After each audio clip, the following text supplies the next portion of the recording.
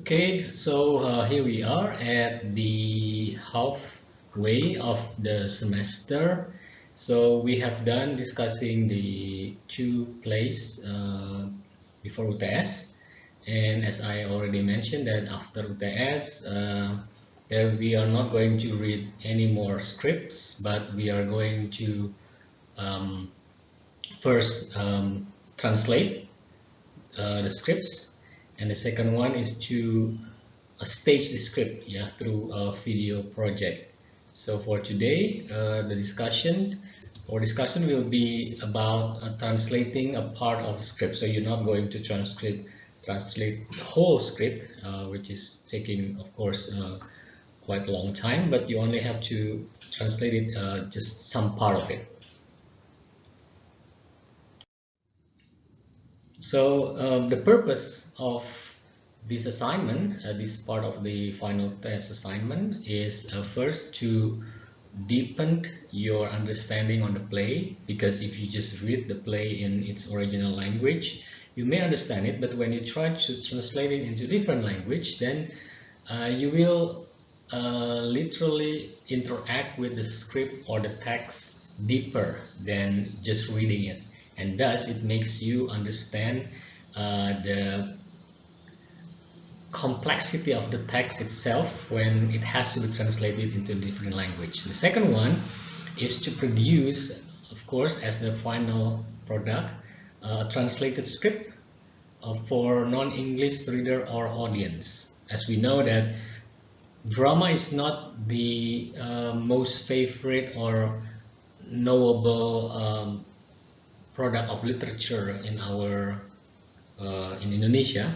If you look at any bookstore, you will not find drama that many. I mean, I never seen a bookstore selling a drama script, so it is rare. Thus, I think it is important for people to at least understand what this drama is about, because if it is written in Indonesian, then there are many more Indonesians can read the script. And the third one is to sharpen your skill in translation. So you have translating course, and through this assignment, you will have an opportunity to apply that skill. And there's this statement that a drama can be said to be the most complex and multidimensional among other literary genres, because it includes written text, and then finally it includes interpretation of the directors, and then also it relates to the actual staging of the performance with all the elements like prop, setting, lighting, acting, and so on. So it is a multidimensional. It's different from poetry or a novel where you just read and finish, but not in drama. So there are lots of other dimensions play a part in for a drama to be performed on stage. So these are some reasons of why drama is more complex other than other literary genres. The first one is because it is not simply meant to be read like poetry or the novel, but it is written for production in the theater. Well, you can actually make or write a drama not to be performed, which is called closet drama. So it's a drama only for reading. But most drama, of course, people want it to be staged. And then the second one, do we simply try to translate the written text? So when, let's say you're a director and then there's some dialogue saying this, and how do you speak it? How do you pronounce it? What kind of emotion, what kind of tone? And moreover, if you translate it into a different language, so what kind of words or expression that you're going to choose, because it really affects. So are we just simply translating it, or do we have another part or aspect that play a role in the way we stage the drama? Like the third one, or do we try to translate the text keeping in mind its playability? So is it playable or is it not? And the next question is, can we separate these two aspects, or we cannot? So there's also these questions of translation or transformation, because it is not only the language that we translate. Let's say we translate Romeo and Juliet. It was written in 16th centuries, and then there are a lot of cultural things happening there, which is different from our contemporary culture. So we are not looking into translating the word only.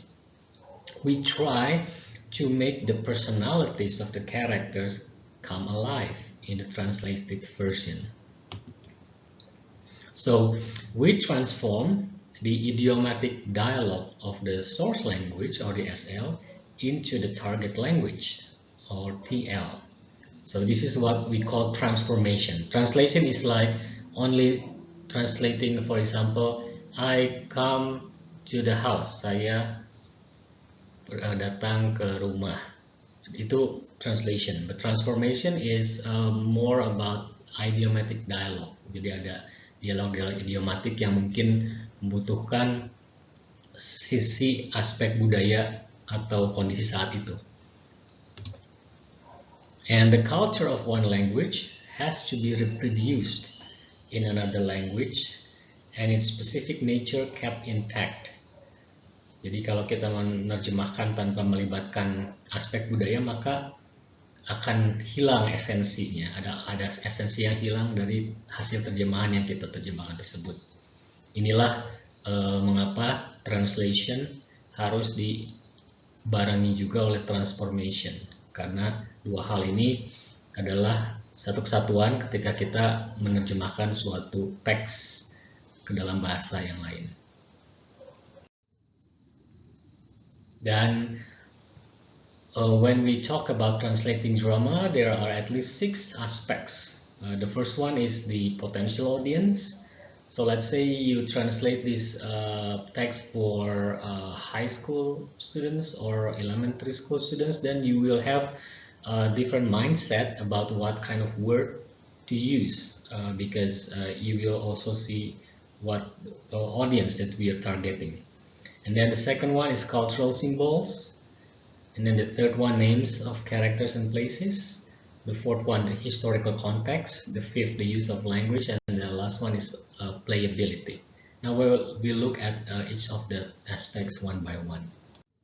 So the first aspect when we are translating something is the potential audience. So here what you have to do is to know who the play is being translated for. Just like I mentioned, is it for a university student, is it for general public, or for a certain age audience? And then the second one, let's say a production for a slum dwelling audience. Is it a rural audience or an elite audience in a metropolitan city? Will be different. Let's say that your play is going to be performed in a jail. Maybe you will change some words to match or to make it appropriate for the people in jails. But if you do it for elite audience, of course, there's going to be a different way of translating. This will, to some extent, dictate the theatrical conventions that will be adopted. Jadi akan juga mempengaruhi konvensi-konvensi teatrikal, mana yang perlu dimasukkan, mana yang perlu dibuang, mana yang perlu ditransformasi, mana yang perlu disesuaikan, dan seterusnya. So, the translator must cater to the expectations of the audience and the conventions that they are familiar with. So this is one way. But I think in our case, we would say that your translation is for general audience. So you don't have to really think about the potential audience, because the audience is us, yeah, the one who already are familiar with drama convention. The second aspect that you have to pay attention to is cultural symbols. So the cultural symbols will also have to be adopted in a similar manner. For example, in Romeo and Juliet, there's a sort of like let's say sword symbolizes power or something else. But then in our contemporary world, maybe it's not sword, right? It's maybe something else. So that kind of symbols needs to be adopted. For example, while white garments signify mourning in Hindi culture, for example, but if you, let's say, translate it into a Chinese for Chinese audience, then you have to change it, because whites symbolize purity and worn at wedding in let's say Christian ceremonies, or in Chinese culture you do not wear white into wedding sometimes, because because white usually refers to death. Yeah, if you go to let's say to a morgue, or not the morgue, but to a place where people put their dead ones, you should see that most of them are wearing white, not black. But in Western culture, black is related to death. A bride wearing white in Hindi version of a play will appear a widow to our audiences. So let's say you put this white gown dress for the audience in Hindi, then the Hindu people will, oh, they are mourning, because white is mourning, just like in Chinese tradition. So that is what we call cultural symbols. So pay attention to cultural symbols, which may not be appropriate when we move it into Indonesian context. And the third one is related to name of characters and places in the play. So while adapting a play to a different cultural context, sometimes the names of characters and places are changed.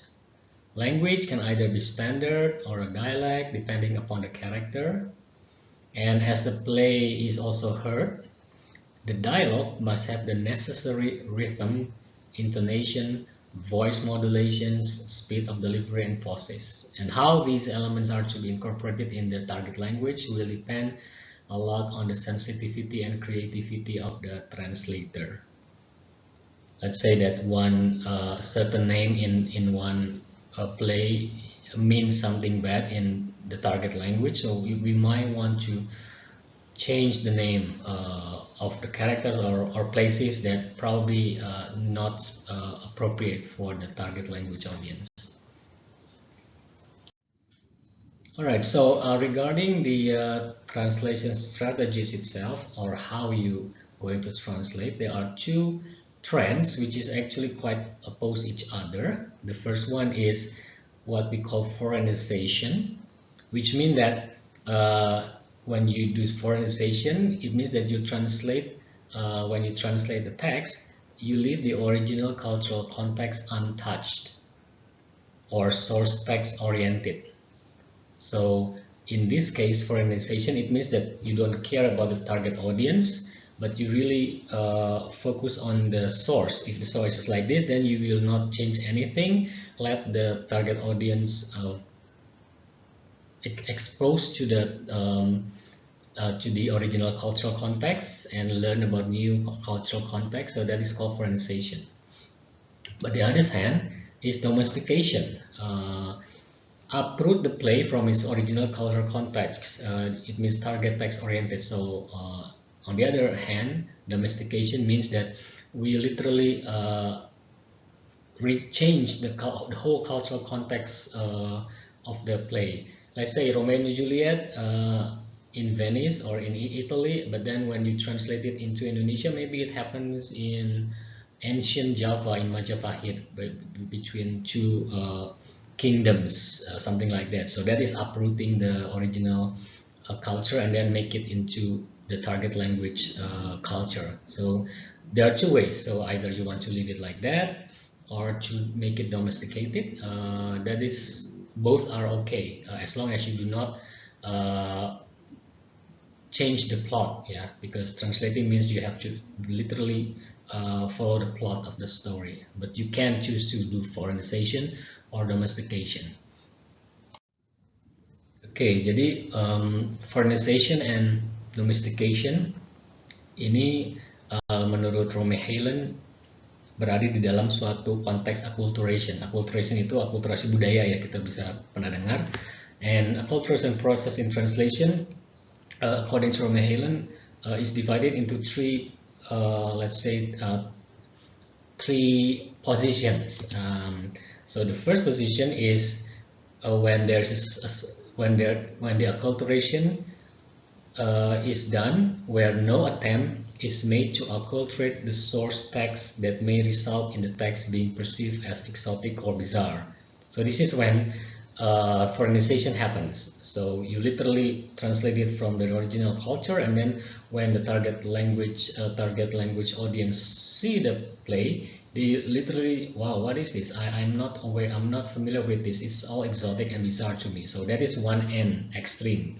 In the middle, we have negotiation and compromise. So not really foreignization, not really domestication, but we find the middle ground. And on the other pole, the other extreme, is the opposite pole of complete acculturation, which means domestication.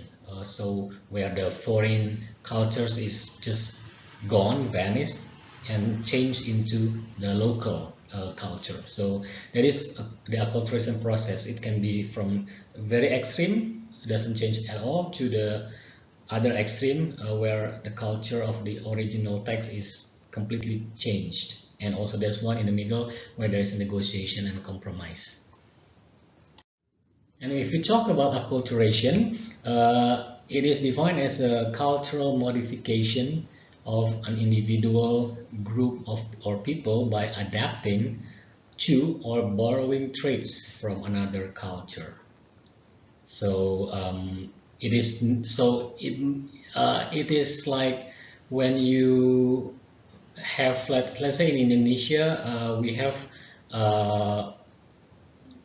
three or several accepted big religions, and those religions are still influenced by, let's say, animism or ancient beliefs from early Indonesian before it becomes Indonesia, and that is acculturation. Yeah, so they practice this belief, but at the same time they also have a certain belief that is coming from different culture, and they combine it and it become acculturation.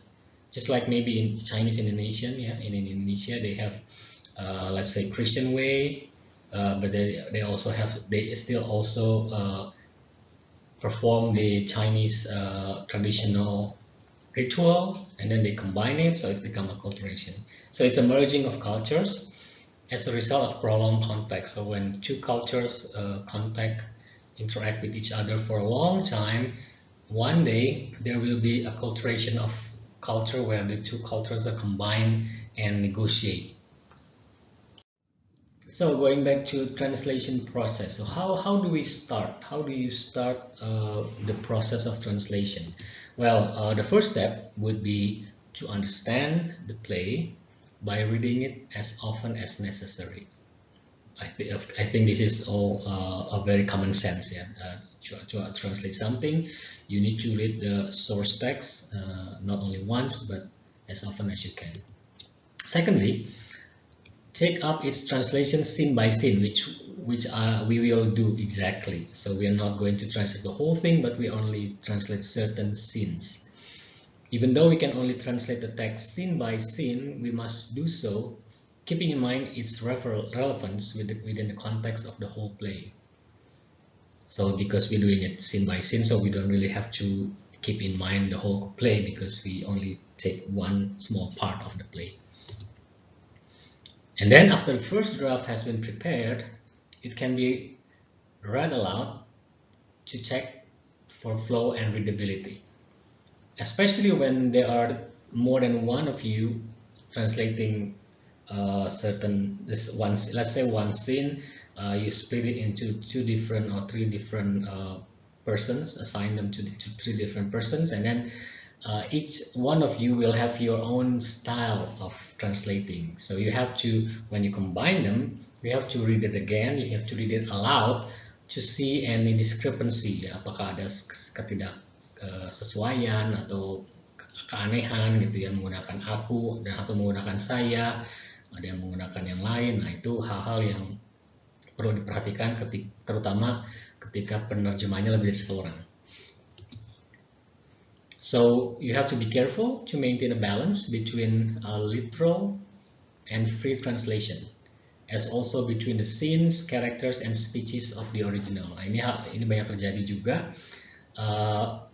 When you find some or certain expression, misalnya peribahasa, apakah peribahasanya itu akan diterjemahkan secara literal, kata per kata, atau kita punya dalam bahasa Indonesia peribahasa yang sama, apakah mau diganti menjadi peribahasa itu, karena intinya toh sama gitu, cuman memang expressionnya beda. Mungkin seperti itu ya, bisa. Itu adalah bagaimana kita membuat keseimbangan antara terjemahan yang harfiah dan terjemahan yang bebas, yaitu kita menerjemahkan dengan kata-kata sendiri, tidak sesuai dengan kata yang ada di dalam skrip. Dan beberapa specific problem dalam translating adalah pertama, search for the appropriate word. Jadi ketika you stuck with one word, it's difficult to translate. You have to search for the appropriate word to change into, what kind of word that really appropriate for this translation. So each word in the dialogue is there for a specific purpose, and we cannot ignore a word that we cannot find an equivalent for. I mean, in Romeo and Juliet, you will find lots of words that may not have equivalent in Indonesian, but maybe you have to change it into different expressions. Jadi ini pertama kali yang literal gampang ya. Kalau yang literal itu kan ada kalimatnya sangat jelas, bahasa Indonesia jelas, tinggal diterjemahkan dengan jelas dalam bahasa Indonesia. Tapi dalam beberapa kalimat mungkin sangat tidak aneh gitu ya, sangat aneh dan sulit untuk diterjemahkan. Nah, ini kita harus mencari padanannya apa. Translating dialogue. The first thing to do is to understand the characters and try to visualize them in the society of the target language culture. Jadi misalnya kalau di Indonesia, apakah mungkin sesuaikah bila misalnya anak muda itu sudah pacaran gitu ya, sudah kawin lari dan sebagainya. Nah, ini apakah karakter tersebut itu seperti apa kalau divisualisasikan di dalam target language culture? Apakah mungkin dia harus dibuat lebih tua sedikit atau dibuat seperti apa gitu ya. Jadi ini kalau menggunakan akulturasi yang mencari negosiasi. Jadi sebagai kesimpulan dari proses penerjemahan yang akan kalian lakukan, drama adalah genre yang sangat kompleks dan multidimensional. Kompleks karena drama tidak hanya buat dibaca, tetapi juga untuk di-perform. Drama itu multidimensional karena drama meminjam banyak literary genres dan fine arts lainnya. Seperti ya kalau props, misalnya ada lukisan, ada novel, ada narasi, acting dan sebagainya, ada tarian, musik. Jadi meminjam dari banyak genre lainnya. While translating drama, the translator has to keep in mind the potential audience, the cultural symbols, the historical and cultural context, the use of language, and the playability of the text. Jadi apakah bisa diperform di konteks Indonesia atau enggak gitu ya? Apakah mungkin melanggar norma atau moral seperti itu? Kalau misalnya tidak, berarti mungkin bisa ditampilkan atau dipentaskan. Okay, so that's the summary of today's topic. And this is the continuations. We still have another concluding remarks. The translator of drama must see the scene and hear the voices of the characters in order to come up with a sensitive translation. And then the search for the appropriate word and translating dialogues are some of the important tasks to be taken up very carefully by the translator of the drama. So that's all for today, and next week we are going to start choosing or assigning which part of the script that you are going to translate in your group or individual. Alright, so I will see you next week. Thank you for watching.